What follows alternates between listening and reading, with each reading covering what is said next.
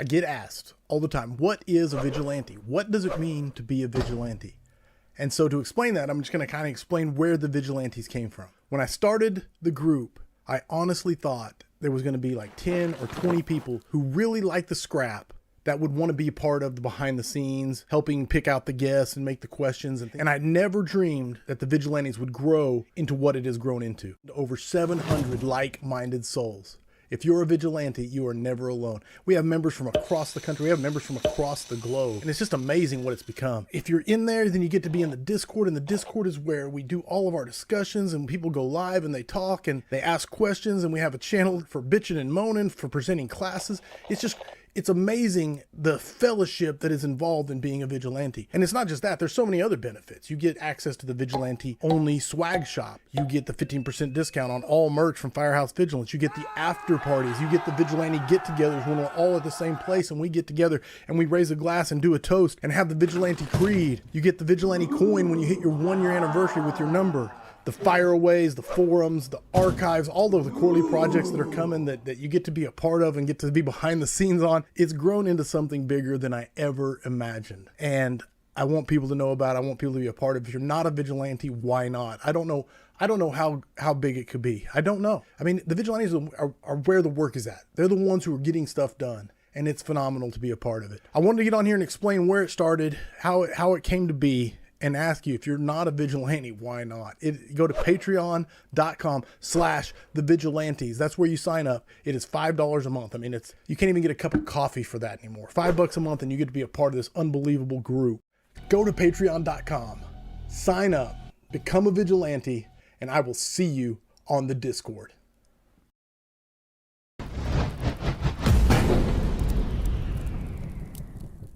I'm Greg Temple. I'm the fire chief of the Spring Hill Fire Department in Spring Hill, Tennessee. The Spring Hill Fire Department is a fully career fire department consisting of 93 staff members. We cover a little over 27 square miles, about 30 minutes south of Nashville along I-65. The Spring Hill Fire Department's training center was very small when I got there 3 years ago. We essentially had one burn box, one Connex facility. That led us to consider affordable drill towers. So the bar tower really stood out to us as being the most ideal model for our city. We have currently 3- and 4-story hotels in the city. This is going to give us the ability to train now on up to 5 and 6 stories. So the bar tower comes with 6 movable windows and allows us to be able to practice on multiple different levels, multiple different floors for VEIS, for ladder truck pickoffs. The openness of the tower as well allows us as instructors to be able to look in and watch what's going on or watch from the ground. The ability to practice confined space and being able to take the floor treads out was definitely an advantage. The roof prop gives us the ability to practice both on commercial flat roofs as well as ventilated peak roofs. The ability to have dual staircases. Firefighters are competitive. They want to run against each other on our physical agility testing. This is going to give us the opportunity to do that. The affordable drill tower is just such a versatile piece of equipment for your drill ground. You have removable floors, the windows, the standpipes. There is no comparison with what you get with an affordable drill tower versus other towers that may be $1.5 to $3 million. The affordable drill tower gives you all the functionality of those same buildings for a fraction of the cost. And it definitely made my city administrator and my finance director very happy when I presented them with the bid for an affordable drill tower compared to the other products that we considered. Your imagination is the only thing that limits you by using one of these towers. So it's been a great investment and it's really helped our department a lot. Working with affordable drill towers was amazing. I initially sent an email. Dennis was very prompt to respond back. We had several conversations. So it's been a great process from start to finish with affordable drill towers.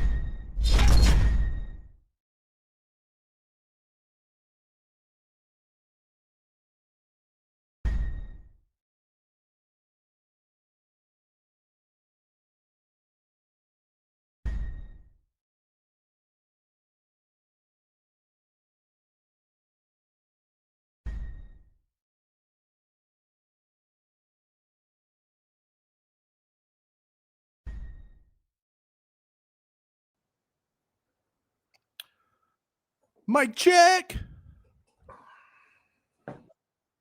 Mic check. Check. All right. Corley Moore, Firehouse Vigilance. It is weekly scrap number 325.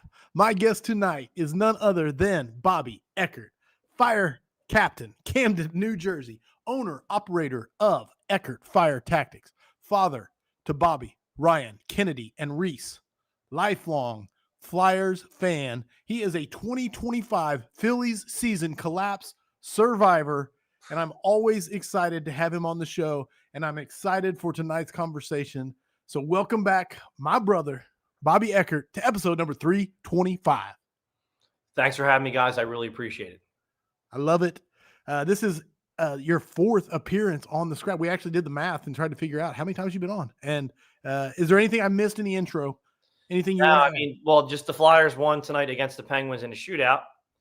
And then the Phillies collapse was just heartbreaking. Tragic. I've never yelled so much in my life. I can imagine. Yeah, we were talking about saving your voice, and I'm sure you had to figure that out. Audience, as always, get your questions ready. It's going to be a good time, as always. So let's get to the scrap, which means let's get to the sponsors, and let's talk about those beautiful sponsors. When it comes to building your perfect attack package, you can't just slap any nozzle on any hose and hope for the best. That's a recipe for failure. At Snap Tight Hose, they are not just trying to sell you hose. They are there to make sure you get the right hose paired with the right nozzle for your crew and conditions. Their team of experienced reps knows their stuff inside and out, and they're ready to help. No ego, no judgment, because knowledge is power. And at Snap Tight Hose, they bring both. SnapTightHose.com. Connect with a rep and start building your ideal hose and nozzle package today. No, the most durable hose out there, period. Love it. I absolutely love it. Affordable Drill Towers, on a mission to bring you cost-effective and versatile training props like the affordable bailout prop, which allows you to practice window bailouts, ladder high point rescues. They also make the affordable standpipe prop, which you can roll into the classroom for standpipe theory and then roll it into the parking lot where you can pump it with realistic flows and pressures. And of course, their mainstay, the affordable drill tower. It comes in several configurations and standard with a standpipe system. Choose from 1, 2 sets of stairs, integrate it into your existing Connex boxes for multi-story access or freestanding on a slab. All models are NFPA 1402 compliant and gain you ISO credit. The only thing that you can't do on an affordable drill tower is live fire training. So call Steve, 844-55-TOWER, or drop an email to info@affordabledrilltowers.com. And finally, firefighter safety and accountability starts with being able to quickly find and identify individual firefighters operating on the fireground. Identifier Safety combines the best in photoluminescent materials for durable firefighter identification solutions that can glow for up to 20 hours, no switches, no batteries, which means being able to rapidly identify firefighters by name, unit, or assignment, even under hot fire conditions, all specifically designed and tested for the rigors of the job. Be seen, on scene, identifiersafety.com. And then the final, last but definitely not least, one of my favorites, Flame Decon, man. Get the stuff. Yeah, Bobby absolutely got the flame, man. Wash your balls. Get the nasty stuff off you. Flame Decon. All right. With help from my beautiful assistant, Bobby, we got through the sponsors. So, audience is here. They are ready with their questions. Absolutely ready with their questions. Ready to bring them at you. They're already hyped up for Bobby, as always. Yeah, they were letting us know no sound. Call bull. Yeah, there's quite a bit of A, Flyers hype, and B, Bobby hype. So let's talk, and let's lead it off with first new engine ops, hose line placement. Whatever direction you want to go. I'm just throwing you a nice, soft, easy toss right down the middle. So go. Yeah, first new engine. I happen to captain an engine company, busy engine company, and it's a lot of fun. Got a chance to work in some busy engines and learned a lot. And I think placement is something that a lot of people really aren't thinking about. I think there's a lot of emphasis out there right now on deployment, which is fine. There's nothing wrong with that. You absolutely need to deploy your line, but after it's off, where are we putting it type thing? This isn't civil service test world, and I'm very hyped in the civil service test world right now. You know, we're not looking to work from the unburned to the burn. We're trying to get that line to the seat of the fire. We want to get it between the fire and the search. And if you're if you're the nozzle firefighter or the pipe or the whatever you guys are calling it, your main focus is to get that line to the seat of the fire, and your main focus is to cover the searches. I know when I was on a nozzle firefighter, and my mind is when I'm an engine officer first due, especially with the guys down the street coming in the truck. I know what they're doing. I know their program. Like they're going in the window. It's happening, right? So I need to get water on that fire exponentially fast.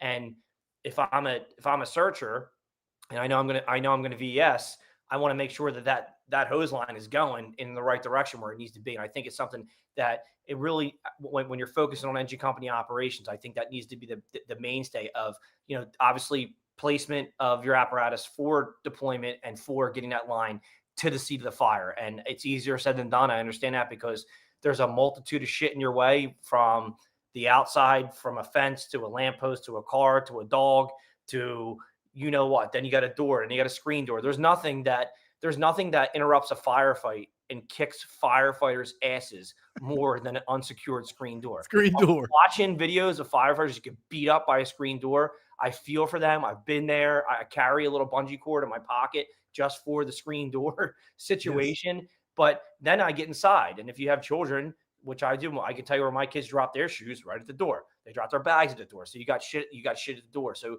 you're dealing with a lot of things to get that line inside, but exponentially, you got to get in there and you got to get to the seat of the fire. And I think that's something within training.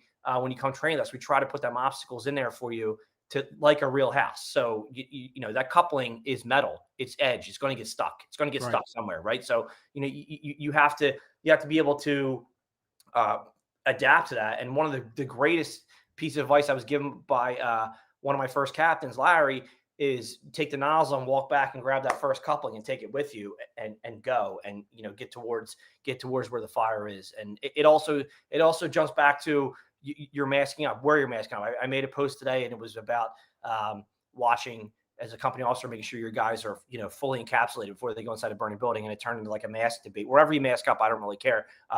But make sure you do it fast so you can get inside the building. I love it. And you talked about deployment is important. But it absolutely is. I mean, know your hose load. It's a lot of people, want to come down on certain hose loads, and that's fine. Listen, we flat pack everything at work. I've been in a multitude of debates my entire career for 20 years trying to change it. It's not going to happen. It's above my pay grade. So we flat pack, and we train on flat packs and how to deploy them and how to pack them and that type of thing. But yeah, after you get it off, where are you going? What direction are you going? And how are you getting there? When I get there, what do I do? Right? And how important, and I know this is almost an understated question, like a rhetorical question, but how important is knowing your district and knowing the building construction in your district? Oh, absolutely. You gotta know, like, if an address pops and you've been at your shop for over 3 years, you should have a very, very good idea of not only the intersection, the topography, meaning the street layout, the cars, whatever, what you're going to deal with in that area. You should know and have some type of idea of the block or the address of what it's in. And always think of the address you always go to for like fire alarms or whatever, and see what's like around it. And so you can kind of like paint your picture expanding out from a run you go to all the time. And to me, it seems like, and as I travel, and some places are better than others, obviously, I don't want to paint with too broad a brush, like a blanket the entire fire service, but it's like district familiarization has kind of like been pushed to the side. It's not sexy anymore, or that's just what it is. That I don't know. If it's sexy. I think the fire department has turned into an organization that does so many things during the day that sometimes firefighting gets lost in a priority. And then when firefighting is not a priority, and then your firefight doesn't go well, and the chief wants to come down on those firefighters. Well, hey, chief, you had us doing everything else but being a firefighter this tour. Like, everybody who's a firefighter, it doesn't matter where you work, anywhere USA, you apply to be a firefighter, right? So like, you want to show up and you want to do something firefighting. So I can tell you the best advice as company officers is if you're in that vice between admin and your guys, trying to make them feel like firefighters or firemen, like make them feel that way. It's not hard to do. It really isn't. Especially if your fire duty isn't consistent. It could be a drill, it could be a walkthrough, it could be putting a video up at dinner time and talking about it, or whatever it is. You got to make your people feel like firefighters, because that's what they are. That's what they wanted to be. And then when there's a fire, they'll perform. Love it. Are you ready for first questions coming at you from the audience? Let's go. Rob Fisher coming at you. Let me pull up Romulus Copilot knows, but I like this one already coming at you from the Fish, the Rev. Bobby, you have traveled around the country instructing. What is the one tactical operation you have seen fire departments in areas with less fire duty? What do they lack in their operations? As soon as you read the questions off the top of my mind, it's going to be apparatus placement. I see apparatus placement really not be consistent throughout. And I understand everybody's district's a little different, especially if you get in like rural areas. But I think placement apparatus is something that kind of falls by the wayside when you're training drivers, right? So when you train, especially like on a pump, you got to pump train, and that's you obviously have to that can be very invasive, right? Especially if you're in a rural area and you're depending on a water supply from a tender, right? So there's a lot that goes in that. But I think also it's like, hey, this is what's on the rig, and we have to get it there. Like, where's the best place to put this? And then that's what's coming next, so we can get that behind it and fall in line. I think placement is something that a lot of people don't really get into. No, because like you said, it's our toolbox as well as, it is. Yeah. And placing it to. It's really not consistent throughout there. And it doesn't matter. Like I said, you could be in an urban environment, suburban, rural, whatever. If you're first doing an engine, that engine needs to be in a certain place for a certain reason. And then things follow behind. If you read some of these books that are out there that people put into play for promotional exams and things like that, it's very consistent across the board. Engine pulls past, truck is in front of the building. All right, you know why the truck is in front of the building, right? I don't know if there's a punchline or if they're being serious. The ladder guys are dumb and they don't know where the address is, so we got to show them. Right? I wasn't sure if it was a tactical question. No, we got to show them. No, but you want to get that. You want that aero device in front of the building in case you need it, right? The ground ladder's there, the heavy stuff's to pull in, and I have hundreds and hundreds of foot of hose on my engine, right? That's the thought process behind that. Keep it simple. There's I think with this and with things like this, people tend to overcomplicate many situations where it can be mitigated in a very simple. I always subscribe to the simplest form. What is going to get me back to the firehouse? Laying in my bed the fastest. Right on. And the opposite is true, of course. Like the first new apparatus, they can screw up everything by simply parking in the wrong spot. Absolutely. However, there's a caveat to that. We all know what our friends, our men and women in blue and law enforcement do. They're always in the goddamn way. So you need to not only have your beautiful, illustrious plan for perfection, but what happens when there is a cop car parked there, or there's a double park car parked there, or there's something happened where I can't pull down the block? What are we doing then? So it's like train for the bread and butter, absolutely, always. But then talk about the inconsistencies that can happen and how we're going to mitigate that situation. Ooh, I love it. I absolutely love it. Oh, I started with Fish's question. It was a great warm-up question because you had lots of directions you could go with, and I like that. Kyle Piverall coming at you says, Cap, what are the best practices when it comes to changing the mindsets of hose loads? Well, good luck, first off. Second off, you need to show them how well it deploys at a fire. And I can think of two departments right away that you can show, because they put it out there social media wise, where you can show the hose loads being deployed. And I think deployment is a big part of it, right? We were talking about positioning, deployment. And I think when people want to talk about hose deployment, they want to see it come off. So show, if you want to go from a flat pack to a Minuteman, why do I want to go to a Minuteman? Well, here's Pensacola, New Jersey, PFD 11-3 on Instagram. Follow those guys. They're right up the street from me. They're tremendous guys. You can see how they deploy their line, right?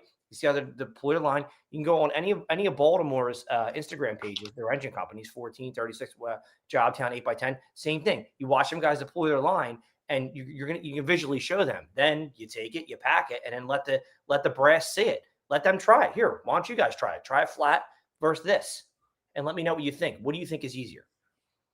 And no matter what, you're pushing for it. And I always say this: you want to push to change your department and make it better as you see it. Get me right. I want you to be passionate about it. But until you make that change, be very, very good at what is on your rigs. And sure. Bobby touched on that earlier. we can pull a flat pack just as fast as you can pull a Minuteman because we don't have an option. Right. And you need to also like talk about it, how it's like, where's it going to come off of the rear or cross light, the front bumper, whatever. Right. And then talk about it with your district. Okay. Like if I go down this street, like this area, has all tight streets. So like this will work. Where I work, when I pull up, I can barely get the door of the apparatus open to get out. Right. That's a thing. Right. Then I get out and there's a car and then the sidewalk, then the house. Like the house is sitting 10 foot from the street. So you have to talk about all those things when you're talking about changing your hose load. No, beautiful. Look at everything, not just whatever the sexy new thing is that's going around. Sure. Forged in Fire, Faith and Family Fitness says, what is your go-to hose load? All I know is flat pack, man. That's all I know. I mean, in training, we do Minuteman. I've never pulled a Minuteman at a working fire in my life. I've only ever flat packed. So I can only speak to what I don't speak to anything I've done in training because it's training. It's a controlled environment, right? I can only talk to what I've done on the street, and we've only ever flat packed. And I mean, have I had problems? Yeah, absolutely. But as I've evolved and was taught different techniques and ways, it's worked out really well for me. But there's nobody out there in this world that has stretched an 1 3/4. Doesn't matter what pack they had. And so, like I said, placement, right? Didn't have something in their way when they were going to the fire, right? So it's like anybody tells you that they had a clean stretch, they either had a shamrock up their ass or they're lying to you. I love it. Joe Gavita says, what is the first thing you do with a new firefighter that comes onto your crew? First thing you do is meet. Are you the officer? Well, your call. We'll go, yes, you're the officer. I'm going to meet with you privately. Meet with you privately and discuss my expectations and ask you your expectations. And just talk about the job, how you got here, why you're here, why you want to work here, that type of thing. Just have like an honest conversation, get to know each other a little bit. Hey, I'm Bobby. I got 4 kids. I'm here. I'm there. How about you? Okay, cool. Now we know each other. Downstairs, get your turnout gear on. I want to watch put your turnout gear on. Get your air pack out. I want to watch put your air pack on. I want you to do a 30-second drill. I want to see everything the academy taught you, and any bad habit you have, I want to break it immediately. Nice. I've had a lot of movies. Great question. No, man, obviously. And I love the fact that you say, I'm going to start with the expectations. My expectations for you, very clear. And then also I love the fact you ask, what's your expectation? Well, I also tell them my pet peeves. Here's my pet peeves. That's like, and here's what I like to do. And here's how the day is going to look type thing. I want to dig in and ask what you don't have to go into all your pet peeves, but give me some of your pet peeves. If I don't eat on time, I lose mental faculty. So I don't care if like the chief's like, yo, we need you at headquarters at 12. Well, I got to eat my sandwich, dude. I'm sorry. I'll be there at 12:15. Nice. I can't. I'm lost. Nice. Keep them. Yeah. Questions are killing it, man. You guys are killing it on the questions. Absolutely killing it.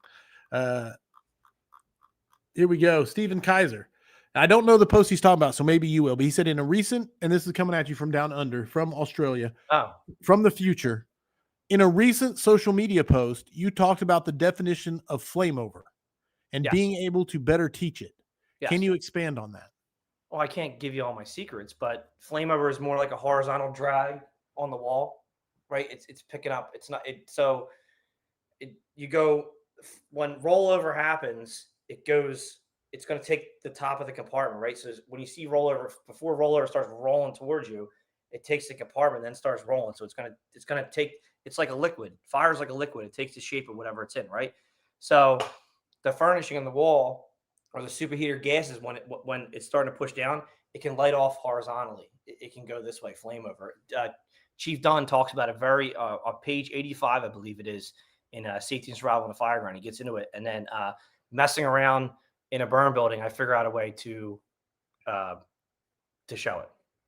Nice. Hope you got your answer there, Steve.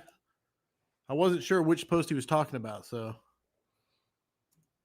Craig Blake says, Capt, are the expectations for your cadre instructors any different than the ones for your crew or shift? No. If you're working for me, you're working for me. I'm a very hands-off boss, very hands-off. I do not get involved in To me, even if you're a younger firefighter, you're 20, 21, 22, you're a man. I don't need to be, I'm not your parent. Okay. So I don't need to tell you, I will set you up to succeed in any way possible. Absolutely. I'm always there for you. However, I feel like if it comes to me, then it's a problem. And I hope you went through, I hope you exhausted everybody else around you before it gets to me. I love hard work. I want to work. I want to work when I want to work. Like, not when I want to work, but when we're working, we're working. Like, there's no in between. Like, we're working, and we're working until the job's done. And then even then, we're going to clean up and make sure things are squared away. And it's when it's downtime, it's your time. You do what you need to do. We the guys that work for me in my company are some of the most tremendous human beings I've ever met in my entire life, and we've been able to gel really well. And it's just amazing to see what conversations and training and just talking and going to incidents has evolved. For my cadre, I have the opportunity of knowing these guys for a better part of my life, most of them. So it's really where we can kind of share the mindset, but I really don't have to tell people to do things. They kind of just take the initiative and do them themselves. Or if I have an idea, I can bring it to them and they can make it their own. And that's also fun to see too. Like if we had a fire, we were in so I'm a squad engine. So I have rescue tools, and we were not in our engine because we had an apparatus issue. We were in a regular engine. We didn't have any rescue tools. We had a fire, and it went out as a smoke investigation. I had to upgrade it when I got there, and there was a big thick chain link with an American Series lock on it. Now, an American Series lock, you're not getting. You need a salt, and I had nothing. I felt like a dickhead just standing there waiting for the truck. And the whole time I'm just watching this fire sail into this building. And I'm like, these fucking guys from the truck are going to break my balls till Christmas time. And I was like, we're never letting this happen again. And I went to my guys about like our angle grinder, setting it up. And if we change over, we're going to bring our angle grinder, put a blade on. So like I took that, they had the angle grinder out, they're messing around. Like we already have a plan. And that's like, I love taking an idea. And I think it's one of the coolest things about being in a leadership role. You can take an idea you have, give it to the people under you, and they can make it their own. And then they automatically have some sense of pride in it. It's amazing. Oh yeah. Oh yeah. Yeah. And you can be like Homer Simpson in the bushes and fade into the bushes and let them do it. Seriously. No. And the crazy part is they excel when you do that. Like they relish it. People work better unsupervised, and why people don't realize that is insane to me. And firemen's minds, we're like diabolical people. Every firehouse I go into has some type of crafty invention to make something easier, whether it's like in the kitchen, the bathroom, the grill, like something non-firefighting. And then you get on the rigs and they have something wild for rubber gloves when they go on an EMS run or whatever. It's so cool to see these guys working and a conversation spark, and they're downstairs and they're laughing. There's music playing. There's cigar smoke. It's awesome. I love it. No, it's the greatest job. I mean, so many people say it's the greatest job on earth, and for a reason. But the other thing that I've noticed about firefighters, and this is just true, I think it's true. It's my opinion, is what you just said. Very true. Unsupervised, let them go. Give them a problem, say, figure out how to fix this, and they will crush it.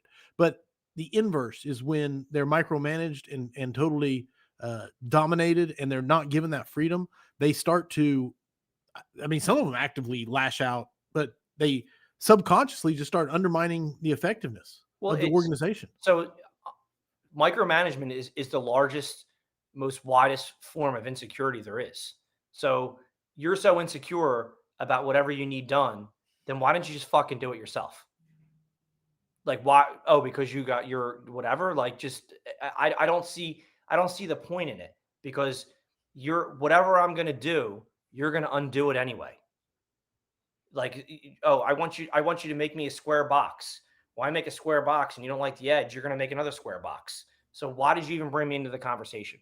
Right. And over time, especially, you just wasted the most precious commodity in the world, which is time, and I'm not going to get it back.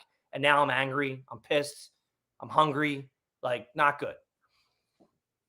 No. If you're a company officer, like you got to stand up for your people in that situation. Be like, nah, not happening. Let's go.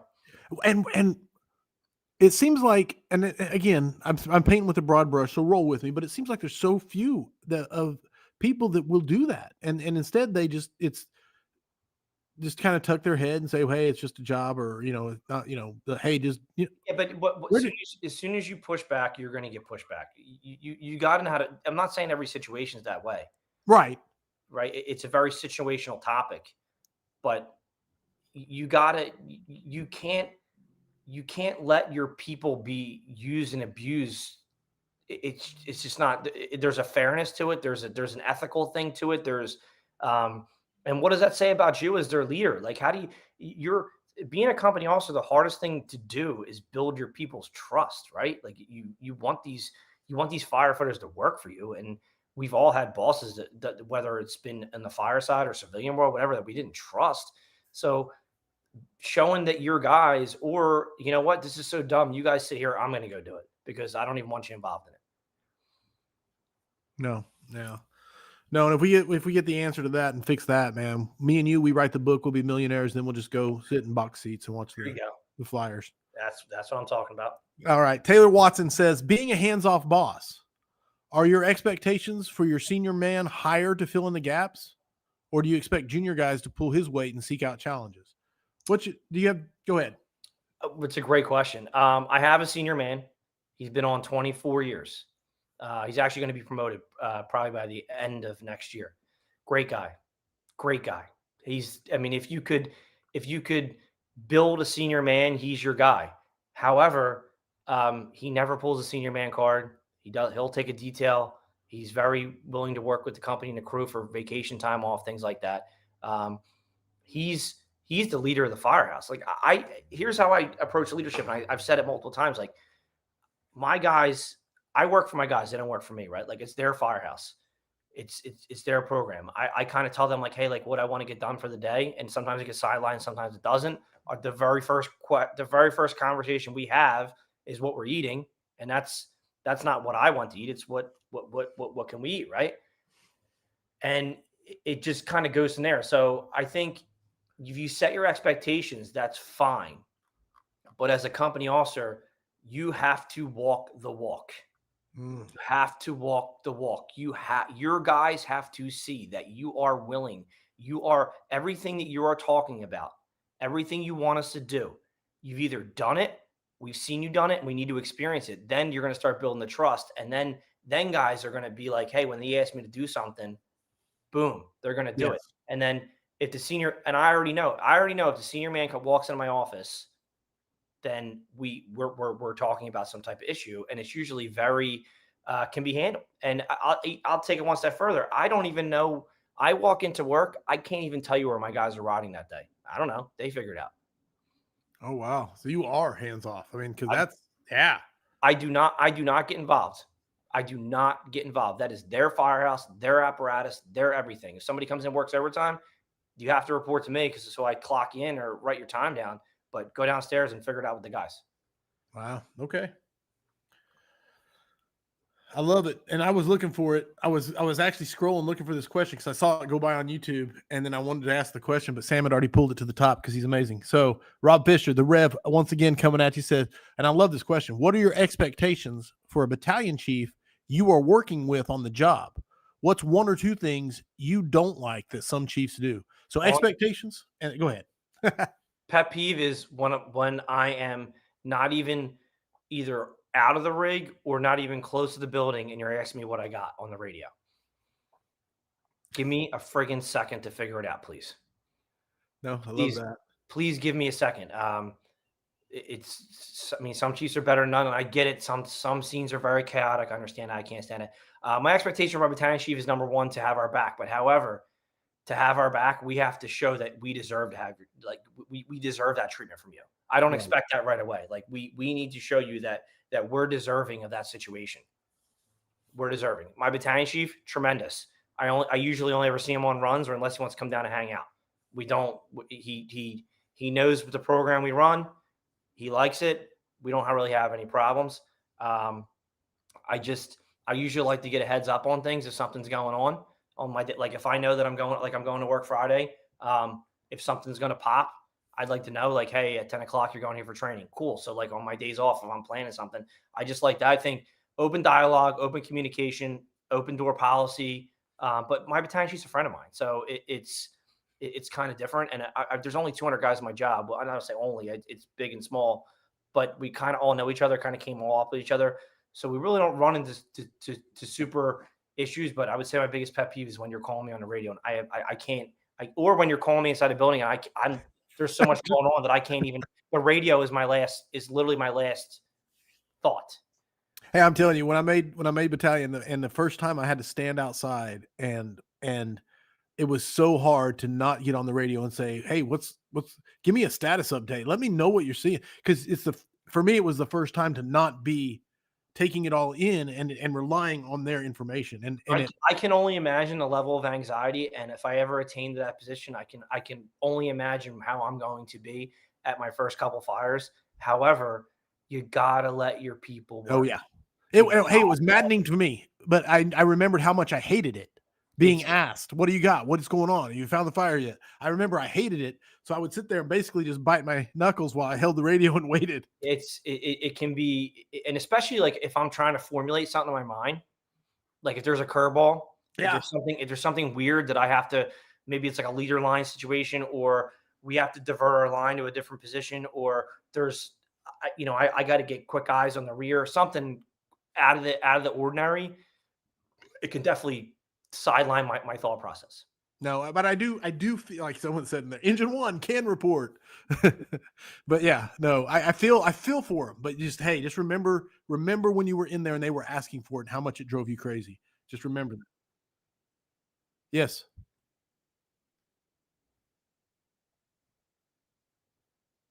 Okay. Okay. So, I don't know if you updated everybody or just me. Okay. Sam was letting me know that he cannot pull your notes from YouTube right now. So I'm going to be pulling them, but me and Bobby will continue our discussion and Sam will continue to do his thing.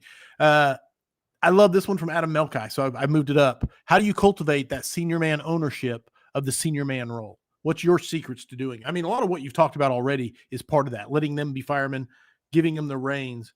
But I think for a lot, I think there's a failure in it because I think the officer will be like, "You're the senior man, you got to do this." Well, maybe that guy doesn't want to be the senior man, right? Like, I don't think time on job makes you the senior firefighter. Sure, like when it comes to like vacation picks and stuff like that. But like somebody who's the essence of a senior firefighter is the person, it's the go-to guy. It's the person who's willing to step up. It's the person that can handle conflict amongst the men without it coming upstairs to the captain's office, that type of thing. So I think when you're looking to cultivate that situation, I want to use the word empowerment. It's, you have to find the person that you see fit for that and empower them to, in a multitude of reasons. It's like run a drill. Hey, I'm going to go upstairs and do paperwork. And I probably am not, I'm in my mind, I'm like, yeah, I'm lying to you, but like, pull this out and show these guys, I'll be back down in like 20 minutes, that type of thing. Right. Or, hey, we're thinking about doing this to this. What's your opinion? This isn't, it's, everybody says like the fire department is a democracy. Well, maybe the fire department as a whole isn't, but I think your company should be a democracy. Like, we should vote on certain things. Like, do you like this here? I sit in one seat. Okay. I have an air horn pedal, a siren pedal, a radio mic, and a radio, and I have my shit. That's my shit. All the other shit is their property. If we have to do an auto extrication, I'm not touching the spreaders. I'm not touching the cutters. So if you guys feel that this piece of equipment is better served over here, then that's where we're moving it to. Like, it's not, I don't look at it that way. It's the guy's stuff. My job is more of a thinking situation to get us through certain situations, if that makes sense. Right. No, it does make sense. I think empowerment is the way to build a culture. It's empower people to make, and delegation. Don't be afraid to delegate things.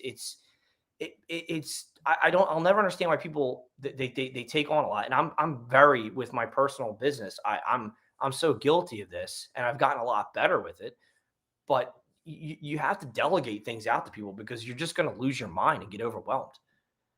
And then you start losing you start losing love for the job, and then you get pissed off, and then maybe you take it out on your guys or whatever, and you don't want to do that. Because some things like that, if it goes down a negative road, there's no recovering from some things that can happen in that situation. You don't want to get yourself in a position where you can't recover. No, that's beautiful. There's a lot. The senior man thing has really sparked a lot of questions. Joe Bragg wants to know, what is your expectation for that chauffeur position on your rig, and is that your senior man? No, we rotate. We rotate. I mean, my senior guy does drive a lot, but we do rotate, and especially more now because I want him back on the nozzle with me as much as possible in the rotation because he's going to get promoted. Things I can show him, like decision making. I'm a big guy of, if we have a fire, I like to let my guys know why I was in the mindset of what I was in, and if it worked out well for us or didn't. And if it didn't, I'm the first one to own it. But I think for a chauffeur, I want to make sure that the rig is good and squared away. How it is at work right now, we're having a lot of apparatus issues. So I need to know if something's not working like right away so we can get it handled. Like something big, a big deal. Like, sure. Like we drive around with check engine lights and stop engine lights on all the time. It's just, that's our reality right now until we get some new apparatus. Yeah. Buzzers are a way of life. Yeah. Yeah. But I need to know like something like a big deal, right? Primer don't work and we're dumping all our tank. Absolutely. Like I need to know that shit. Yeah. And then I want you to be comfortable where the run is, where the neighborhood is, our running route. Okay. Cause like I had the opportunity to work for 5 years at the firehouse I'm at now, and I drove a lot there. So like, I know what my running route would be. What's your running route? So the first thing I do when I get in the rig, I'm like, you know where you're going? Yep. Okay. I only ask you once. If you're confidently telling me you know where you're going, fine. If I know it's a weird address or we're going to another part of the city, I'll usually be like, it's here. Yeah, I got you, Cap. Okay, we're good. And then it's following the traffic laws. I don't want to do paperwork. I hate paperwork. So let's not get in a motor vehicle accident because we could clip a mirror in a car and it's 37 piece of paper. You could lop your finger off and it's a click box on the computer. So don't ask me why, but that's just how it is. So I want to make sure we're doing that. And I want to make sure you know the limitations of the rig, what it can do, what it can't do. Love it, man. Dude, beautiful questions. Sam is back fielding your questions. Thank you for that question, Joe Bragg. It was a great question on the chauffeur position. I'm looking here. There was one I thought I saw. Let me look. Let me go both ways. Oh, it was my own question. That's what it was. It's with the advent of Google Maps and the smartphones and the younger generations growing up using those things.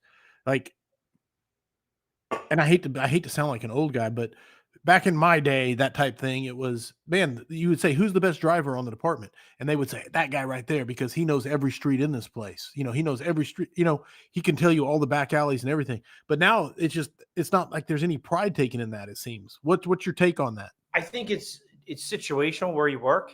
I can speak my firehouse. We have an app. I use it as well. It's there. I use it. When we first got the app, we found out the hard way that it was backwards. So guys were making a left out of the firehouse when it was a right. Okay. That was fun. Until they updated and fixed it.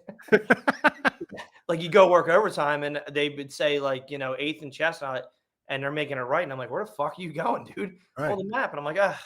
So there's a guy on our job that makes paper maps still with water grid, stuff like that. They're out there. We actually usually have one sitting near the backup spot, the hydrant guy spots. We can call out hydrants, things like that. So I think it's up to the individual company officer to take that responsibility on to, yes, it's there. However, let's get to a place where we don't have to use it. Right. No, I love it. Delete. Scott Hoke wants to know, I believe good leaders learn from their people as much as they teach. True. I think we can all, I think that's a good statement. What is the one thing you've learned from anyone below you that has stuck with you the most? Humility. I didn't have a lot of it when I was young. And it took a fellow firefighter to just be like, dude, what are you doing? and because I was just, my passion was at a soaring level. And it's like I have conversations with younger firefighters all the time, like, I'm here and my passion's here, and I wish these guys were here with me, and you're just not going to get everybody that way. And I realized that if I had an ounce of humility, I could maybe tender the situation better. There's a guy I work with, a retired chief. He always said, round pegs, round holes, right? I do think there's a spot for everybody. You might not be the best aggressive interior firefighter, but you can wheel that engine like a motherfucker, right? So if that's my guy, if I need a driver, that's my guy type thing, right? So I think humility is good. I think it's understanding that everybody learns a little differently. I think that was a big one as well. Like, hey, I don't learn the way other people learn, or I'm not picking it up as fast as other people type thing. Not everybody was birthed into this like I was. So it's the things I knew going into the job, other people didn't know. And at first I wasn't a willing person to show them. And I regret that deeply. No, look, the humility of the answer is pretty deep. Matthew Pierce wants to know, do you use a computer, tablet, etc. to look at pre-plans, layouts, hydrants, or rely on your knowledge? You're lucky we have toilet paper in our firehouses. That's the answer? We don't have it. We Okay. don't have it. It's not an option right now. They're working towards it. We have frontline rigs that are 2003s. It's not an option right now for us. I hope in the next 5 years. I know it's something they're working on. I'm not taking a shot at administration. They are working on it. It's just it's been a bit of a struggle because of our financial situation. Sure. Dan Brackett, switching tracks on you here a little bit. I hope you're enjoying the questions because you're filled them. He wants to know, how do we change the basic training currently being mandated by NFPA and the publishers? Not a topic you've ever touched on before. No, never touched on that. Well, NFPA, I was preparing myself mentally for an NFPA question this evening from the illustrious crowd. It's funny, and it caused me to go on NFPA website just to fact check my information. Again, they guard their information. You got to pay for it. I don't like, NFPA is a standard. It's not a law. It's not there's no law. Like, when I get pulled over coming from the bar and I blow at 1.9, yes, I broke the law, right? Right. I don't like it's well, NFPA says I have to have it. Who the fuck are they? It's a recommendation. I recommend the Flyers pick it the fuck up and get more Russians. Are they going to do it? No. Right? It's not a law. Right. I think people fear litigation. Right. That's why they take that route. And I don't understand. If anybody's ever read NIOSH, is NFPA in the recommendations? That's a good point. I mean, other than like maybe like a 2 in 2 out situation, but it's always something like I don't like OSHA. That's a law. OSHA. You ever want to go up against OSHA? Those guys they'll bring the wrath of God down on you. Right. And if I was to be at work and have a debilitating injury, say I fell off a ladder, okay, and broke my femur, I don't think I'll see NFPA. I don't think they'll come up at all. Right? That doesn't happen. It's a great. Yeah, it's a valid argument. And I truly think like the leadership who went out and got a college degree, and I have one myself, so I'm not. I'll take a shot at myself. That doesn't. You should have paid attention a little more to what the standards are out there and the laws. You take a law class if you have a public safety administration type program. The NFPA is not a law. It's not a law. It's a great mantra. Steve Mouch, coming at you. As a boss on a first due apparatus, what are your non-negotiables? For my crew? Yes. They got to be ready. Like we're getting off and we're going. And I don't want, this is going to sound crazy because my hands usually, if we pull in a block and I know it's a fire, I usually have the door already depressed. Like I click the door handle, it's ready to go. However, I might make a decision before we get out of the rig and I need to verbalize it. So I don't need you running off the rig. I get it, go. But like, give me like a 3 Mississippi count because I might change the length of our line, or I might say pull up a little more or something like that. Or I might see something where yo, we need a ground ladder here, something like that. Because as soon as we get out of the rig, I'm not getting all you again until after the fire. Just give you that 3 Mississippi count. Give me 3 Mississippi, please. Love it. Backseat Wisdom wants to know, what are your thoughts on advancing a charged hose line up a ladder to a 2nd story or higher? Are the stairs collapsed? That's my thought. That's your thought. Here's your answer. Do you have any drills? This coming in from Anthony Zanin. Roll with me, Anthony. Anthony wants to know, do you have any drills you use as company standards?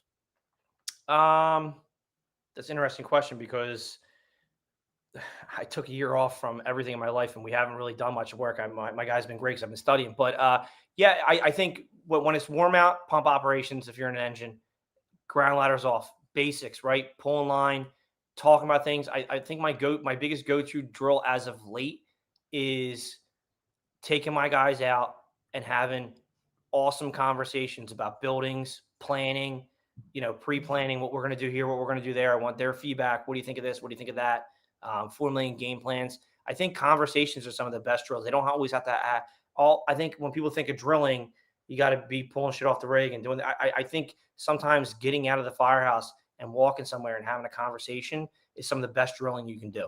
Just like district conversations or something? Just conversation like, hey, we're coming here, or formulating a game plan. Maybe the engine down the street or your mutual aid engine isn't so hot and they're your engine. What's the game plan if they come and shit the bed type thing? Right. Realistic conversations on your operational reality outside of the firehouse. When they're inside the firehouse, it can kind of go off the rails. Get outside of the firehouse because you can only stay out so long. The conversation is only going to be so long, and you can get some things done. Naturally built-in limits and whatnot. Absolutely, yeah. I think that's a great go-to drill because I can name 1,000 drills that we've done and everybody does. There's no reinventing the wheel there. Keep your basics sharp. Keep your basics sharp, and always try to throw something in that you don't do all the time. I've been off the last 3 tours, and we have a floater captain, and he's like MacGyver with rope. I don't even tie my shoes. Like, I know how to do it, but it's like not my favorite thing. And he's like, yo, what do you want to do with your guys? I'm like, rope. I'm not going to be there. Rope. Do rope with them, please. Because I'm not the guy to be showing people rope. No, yeah, definitely. I feel that in my soul. Sam can attest. We were messing with some string earlier, and I could have used some rope. I know how to do it, but I'm not good at showing it. Right. No, no confidence is what I would say as far as my personal. I'm like not a knot guy. Jake J wants to know, do you ever flip that flat pack to make it flake out like a Minuteman? Do you have? Here's the thing. We've done it before. Okay. And I did it when I was a fireman, and we did it with our crew. And I left it that way when I went home, and they had a fire, and it was like pasta primavera night. I didn't relay to the crew coming in that I did it. And I went home, and they had a fire, and it was a shit show because of that. So we've done it, works well. However, if you're going to do it, get everybody on board with it. No, great. If you're not going to ask for permission for something and ask for forgiveness, make sure everybody's on board with it, because you're going to get caught. Yeah. You're going to get caught. All right. How do you approach, Scott Hoke wants to know, how do you approach the buddy to boss transition when you promote to an officer within your crew? It's a great question. I think there's a couple things you can do. It's a very tough transition. It really, really is. And for my journey to where I'm at now, it's been very different, and it's been difficult because I was so young. I was 33 when I got promoted, and I had 10 years, almost 11 years on the job. And, I was with the guys, and I had to digress from that. So I think a couple things. One is give your guys their space. The kitchen's no longer like your place. You can absolutely carve out some time in there and hang out. But I think like after the meal and, everything's cleaned up and stuff like that, and the guys are sitting there and the conversation's starting to form, you kind of just remove yourself and go do your thing and, relax your reports or whatever, chill. But I think that's a great starting point, because I think guys are going to see it. And there's a caveat to that as well, because if anybody's ever been in a relationship romantically and for a long-term relationship, you usually like to bitch and moan about your partner. And I feel like the fire department is one large dysfunctional relationship. So you should want your people to complain about you and like get it off their chest. And Right. they're not going to do it if you're there. Get them a little space to vent. Yeah, let them get out of their system. Nice. I like it. You can still be the buddy off duty. Like I don't really miss many events, so like I'm there. I mean, you're a human being. You're going to want to be with your people, but I think in the firehouse, you have to set a tone of behavior where it's like they know they have a safe place. Right. Man, dude, the audience is killing the questions. You're killing the answers. It's been killer so far. Jose Montez, I like this one because you'll like it. Bobby, go Birds, go Phils. What is going to be the next book published by Bobby Eckert? Thanks, Jose. So I got my Tuesdays for Tactics Volume 3 coming out. I'm hoping to get it like going by the early first of the year. And then I do have a few articles promised to a few other people that I'm working on. And then I have something else, a building construction project that I would like to get underway by this time next year. And then I don't really know. I don't know. I'm in such a weird place with all this stuff lately. This last year of pulling back has opened my eyes to a lot of things. And I don't know. I really don't know. I don't know what the needs are for people. I don't even know if I'm relevant to fulfill those needs in writing. I don't know. Right on. I don't know. No, it's an honest answer. It's an honest answer. But Tuesday for Tactics Volume 3 is coming. That you do know.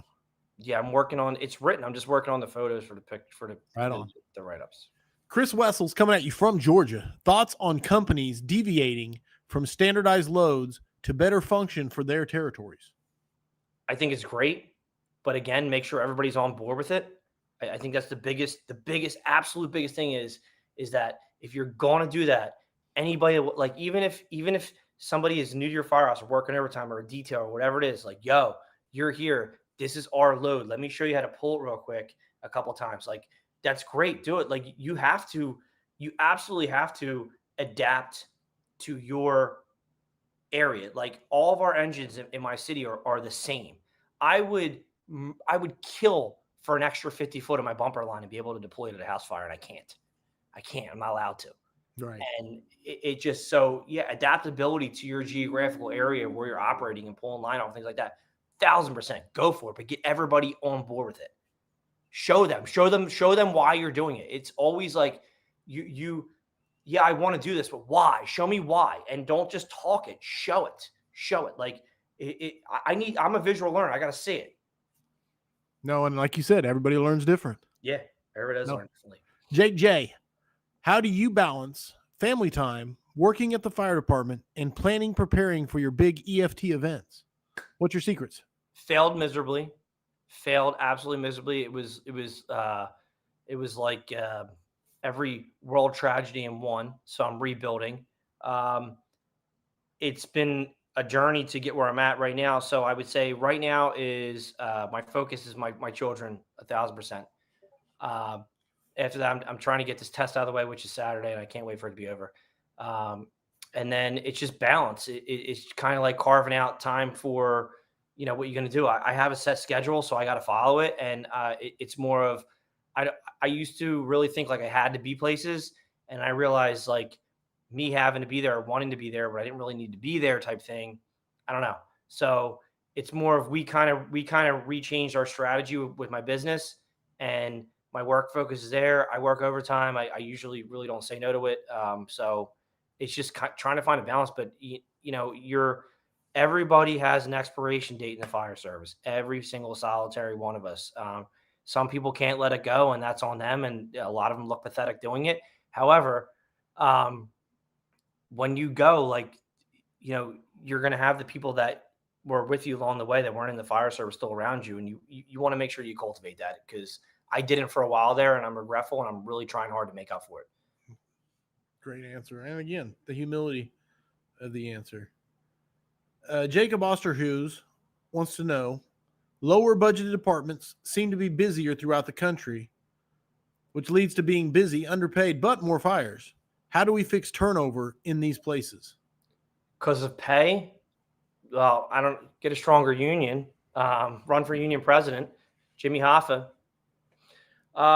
It's a tough question because it goes back to the work-life balance, right? Because you want to go to fires, you're not making money, and it calls you to work another job, right? You're working another job, whatever it is, drive a truck, or please don't do EMS, do something else.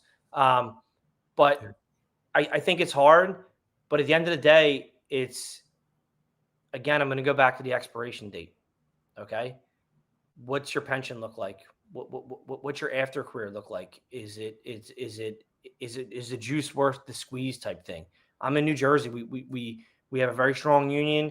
We have a good pension system. So, there's a light at the end of the tunnel for me being in this underfunded model for the last 20 years that I've been in. So you need to look at like a bigger picture. As I get older, I try to think globally instead of, small. I love going to fires just as much as anybody else, but right now, like being on the downturn of my career, I have other thoughts, and you're going to get there. And when you get there, you're probably going to be thinking what I'm thinking, like, okay, I need to worry about the next chapter of my life. Sure. No, and if you figure out the answer to, obviously the pay is a huge thing. But it's getting better. You see it all the time. I read articles all the time. Like people are recognizing. No, absolutely. There is a recruitment and retention thing within the career fire service. It really is. And people are leaving busy jobs to go to fires or great fire departments for other opportunities to feed their families. It's rough out there, dude. You go to the grocery store, you fill a bag up, it's $200. Yeah. It's crazy. No, it is. It's insane. Like me and my wife we shop for $2 now, and we used to spend for $5. So, it's insane. Fish, coming at you once more. Bobby, what tradition, old skill set, or trait of the members would you like to see come back to the American Fire Service? I want people to know how to read a fucking tape measure.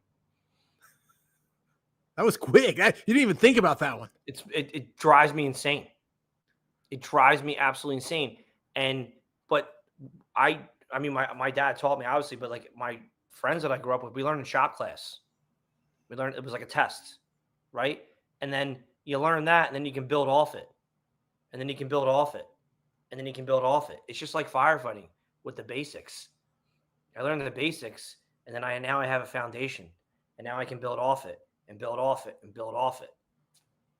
It's about setting a foundation, and it's so easy to do. You just have to get the buy-in from your people. But I would like people to just have like a basic understanding of some type of mechanical aptitude, but they're not being taught anymore. They're not going to get skilled labor jobs. It's not a thing.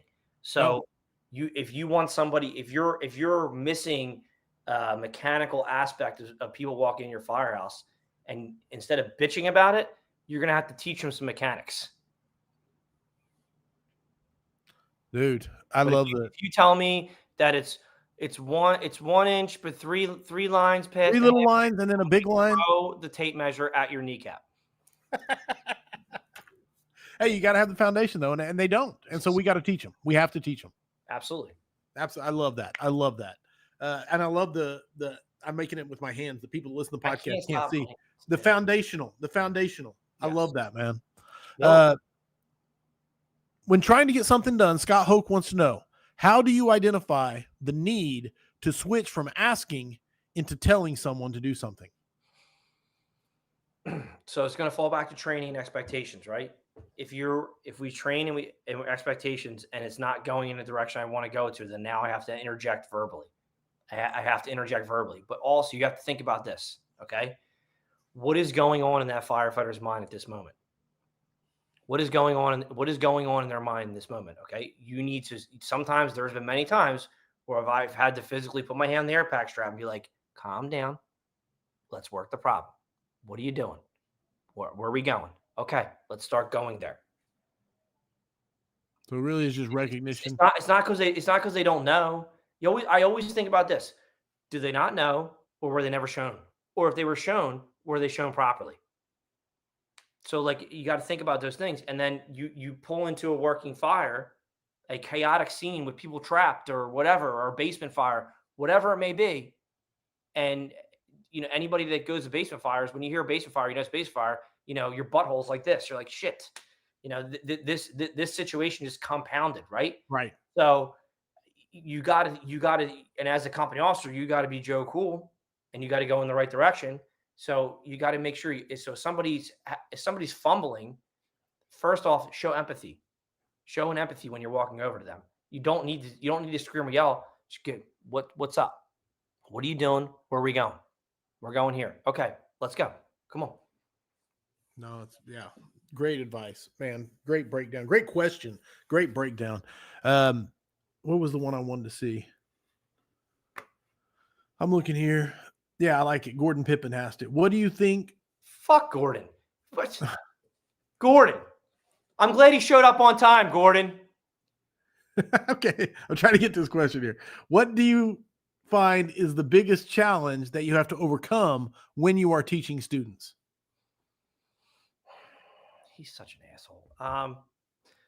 It's a great question because Gordon works for me, and Okay. we're the best of friends. I never know if I'm pulling up a lifelong enemy. I've known Gordon for 20 years. So the biggest thing you have to overcome, it's a twofold thing. Number one is skill set. It's skill set. What's their experience and skill set coming to me? And you can usually gauge it very easily. Okay. You can tell right away. Number two is what's their learning style. And number three might surprise you, but this is actually a thing, and Gordon can attest to this. How was their training experience before they got to us? Because a lot of people get treated really fucking shitty by fire instructors. They get yelled at like it's the Marine Corps, Paris Island. It's not like that. So they might have some type of mental trauma or PTSD, as dumb as it sounds. And people are like probably making fun of me right now, and I can't wait for the trolls to pop up. But they might have had such a bad experience. Say you're doing ladder bailouts, okay? And I got you on the second floor, and we hook your belay to you, and we send you out the window. What if the last time you did that, they didn't hook the belay to you or didn't have it set properly, and you dropped a little bit or something like that, right? So maybe the last thing that they did, they had a bad experience at, or they had somebody yelling at them, or it wasn't good. So again, these are all things you have to gauge. If you're a fire instructor, the best advice I can ever give you is read the room. You don't have to be in a room, but read the people. Look at their faces. See what's going on. You can tell immediately if somebody has a level of anxiety. So you need to quell the anxiety. Love it. Dude, all three of them phenomenal. And I like how you said, and you can tell that you have some experience in instructing when you say you can judge the skill level pretty quickly. You can tell right away when people roll into you. But it's we were away this summer, and we had somebody pull us aside and said the student got extremely emotional because for whatever reason, and there was reasons, but he's like, nobody's ever treated me so nicely. And I'm like, well, why? You're a fireman. Like, you're here. Like, you want to learn. Like, let's do this. Clock in. Right. I love that, man. I do love that. Especially, I won't even get into some of my thoughts on it. But I'm going to move to book and books, man, because it's one of my favorite questions. You've been on enough to know that I love books, and I like to ask what books people should be reading. And so, according to Bobby Eckert, on his 4th appearance on the Scrap, and you can repeat because some things are worth repeating, but what books do you think firefighters should be reading? Hold on, I'm getting books out. Bobby has gone off camera. He is now throwing books by the handfuls onto the seat. Here we go. Man, absolutely great point. Sam said it in the YouTube chat. Great questions from the audience tonight. Absolutely killer questions, man. I don't know if Bobby's coming. I don't know if Bobby's done with this. He might be going for the record on books. I'll stick to these. I can't find my Brannigan first edition. Oh, now you're just bragging. I moved. You know when you move and you can't find shit? Oh, believe me. All right. I moved in February and I'm still moving in. First book. Okay, here we go. This book right here. Say the name each time, but I can read them. But Collapse of Burning Buildings. Burning Building, 2nd edition by Chief Dunn. All right. Great read. Written at a not collegiate level. There's pictures in it. All right. Now, when you go to chapter 2, go to chapter 2. If you go to the beginning of chapter 2, terms and definitions of building construction. Chief Dunn rolls through all the terms. Okay. Pictures, everything in there, right? Underline them, whatever. What I would do if I were you is I'd go to Walmart, wherever you can get index cards on it that they're rolled, they're spun with the wire. Yeah. And I would write chapter 2, the definitions on that, and I'd put it in your work bag. And then when you're out walking buildings, pop it out. What's a purlin? Oh, that looks like a purlin. What's a buttress? Boom. What's a bridge truss? All that stuff. Love it. This book has, I revisit it very often, very, very often. I could probably give you page numbers. That's how psychopathic I am with it. However, it is giving me chapter 2 is giving me arguably the most confidence I have and a great foundation to be a fire officer. There you go. There you go. I don't know of a better endorsement you could give some. Collapse of Burning Buildings by Vincent Dunn, Chief Dunn, just so everybody listening can know. Safety and Survival on Fireground by Chief Dunn is good too. It breaks down a bunch of different things. Everybody's going to laugh at me, and it's fine, but I'm from South Jersey. Okay. Well, Philly metro area, it's very urban, suburban. We don't really have many wildland situations where I'm at. Okay. There's a whole chapter in here that breaks down wildland fires. And let me tell you something. It's pretty good to know because you never fucking know where you're going to be. Right on. Brannigan, if you can get a lower edition, this is third. I can't find my first. If you can get like a first through third, Brannigan, don't read this before you read this. Okay. So collapse first and then Brannigan. Collapse first a couple times. Okay. Then dip into Brannigan a little bit. All right. It's more of a collegiate read. However, it gets a little bit deeper into things. So if you got a pretty good understanding from this, you can get into this and get a little deeper, right? Okay. So Collapse of Burning Buildings is Bobby Eckert's first read. Then you should know this. You should know this book right here. I do know that book. Okay. The Book of Search is what he's holding up. I am holding up, and it's very, very, very, very overwhelmingly humbled that you asked me to be a part of this. However, there's some really good tips and tricks in here for your search. Really good stuff to just clean up your searches, because I'll tell you right now, when people come to us, and Gordon can attest in the chats, people's searches are so sloppy. They're so sloppy. It's not even funny. And their level of urgency is not there. So anything you can do to pick up a search tip, do it. And just a shameless plug, the Work of Search is coming. We're hoping by Thanksgiving. We'll see if we actually make the deadline. But the Work of Search is all the drills that you could get in the PDF form. It's going to be, you can actually order it on Amazon. But go ahead. Yeah. And then the Bible. The Bible is the book, not King James. The Bible of firefighting. Fireground Tactics by Emmanuel Freed. Freed's. Now, how hard is it to get a copy of that? It's pretty goddamn hard. However, if you're willing to spend a little, if you're willing to get off your wall a little bit and spend some money. I've read this one so many times I broke the spine. Wow. This is the Bible of firefighting right here. Firefighting Tactics, Emmanuel Freed. Fireground Tactics. Okay, sorry. I'll get it right. I was trying to read it and it was small. Okay, beautiful. Man, again, you never disappoint, Bobby. Never disappoint. I'm sitting next to my bookshelf. You didn't even mention Tuesdays are for tactics.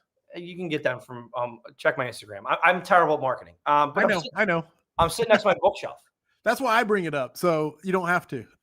Again, it goes back to that humility. And so there we are, which takes us to one of my favorite parts of the show, which is the 5 questions for firefighters. You've been asked these before, not this set, but some of them are repeats. So you're going to be one of the few people that has 2 songs on here. But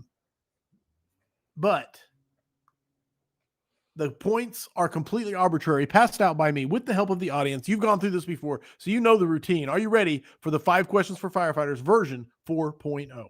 Let's go. You can do anything you want in the world except be a firefighter. What would you choose to be? It's going to be a tie. Can I do a tie? That's up to you. This is your answer. All right. Number one, I want to drive a freight train. I want to drive a freight train so badly, it's not even funny. And I don't know if it's cool or not. If somebody on here does it and it's not cool, I don't know. I just picture certain music playing, me in a certain, I don't know. I picture and going through all the beautiful scenery. I want to do something with a train. But Philly's bullpen coach. Phillies bullpen coach. Yeah, I figure I'm not one for strategy because I didn't come up in a baseball way, professionally. However, you could probably make the league minimum. You get to travel with the team. You're out in the bullpen, mess around with the guys a little bit, and there's a phone there. So, for example, when they don't start Sosa, I can call Rob Thompson. I can have direct line access with him and be like, "Yo, who's the guy that makes constant contact? Might want to put him in." That type of thing. So, I like it. No, I wasn't sure how I'd feel about two answers. You know what I'm saying? Because usually I would be like, no matter, but I really do like the train one. And I like the fact that you said, I don't even know if it's cool. If someone does it, let me know. Out the gate, 1 for 1, max points. And also because your enthusiasm for the teams you love is it's just infectious. it's Yeah. geographical. I can't help it. Well, it's also like the term fan comes from fanatic, and you're fanatical about it. I mean, that's just a fact. Anyway, it's Jobtown. It's time. You're en route and responding. You got to think of the scene from Backdraft where he slaps that tape into that cassette deck. What song are you playing en route? Last time it was Trust by Megadeth. You can go with the same one, or you can add a new song to the playlist. Trooper, Iron Maiden. Trooper, Iron Maiden. And Sam's throwing up the rocker horns. Is that our first Iron Maiden? Sam is checking. Sam is looking. I don't know of any Iron Maiden that's been on. I don't know if Breaking the Law has been on there or is that Judas Priest? Sorry. That fills my heart. I love it. So there you go. You were the first Megadeth also, I'm pretty sure. People got to get better taste of music on here. The only Megadeth. Number 3, max points 1 and 2. Number 3, tomorrow morning you wake up and you are the chief of department. You can do whatever you want. What is the first change you are making? Adding 50 foot to our bumper troughs. I like the callback, man. And letting us deploy them on interior firefights. 50 feet?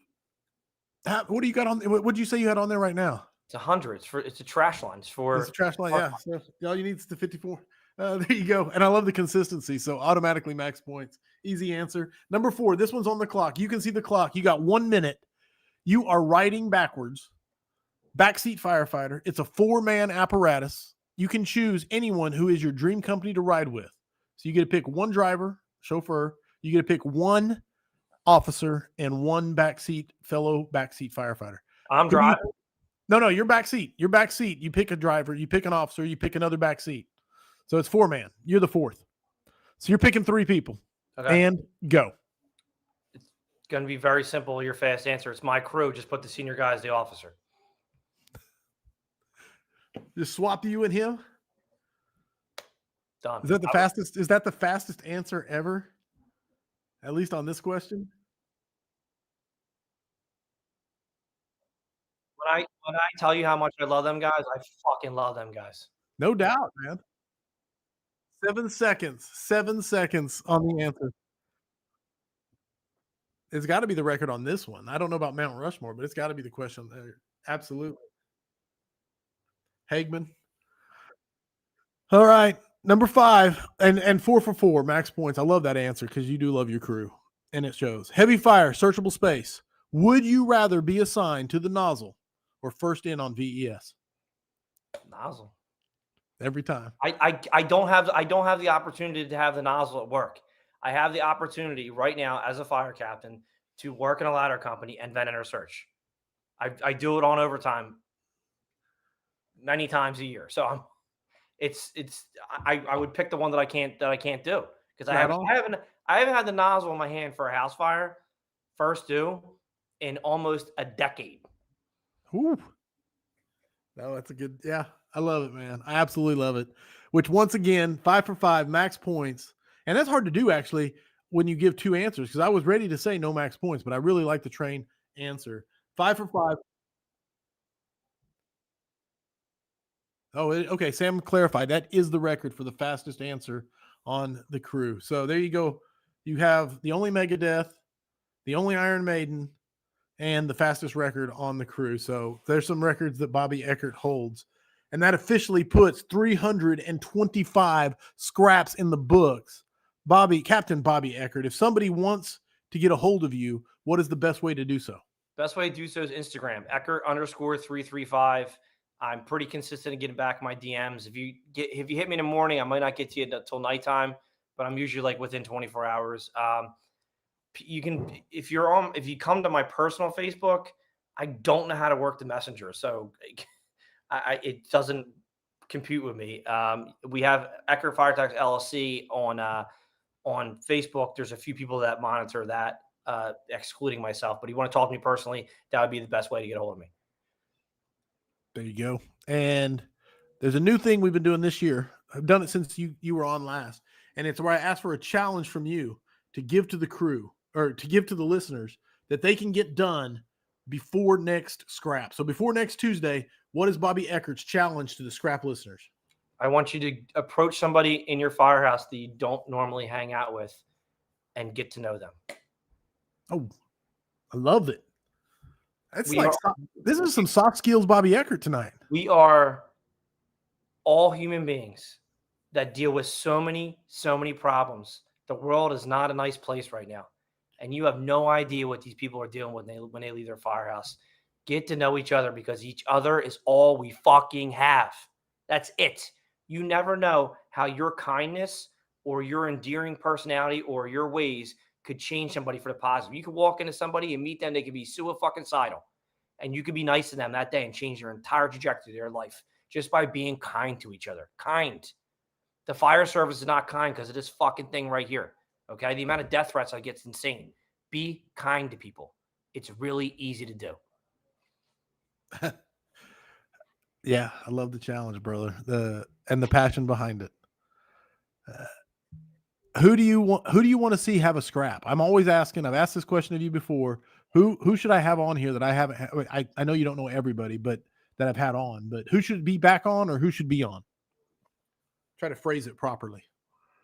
I have a good one. I don't know if you would do it though. You might. If Gordon is still on, he'd be able to get into. So one of Jeffrey Eckert's bosses.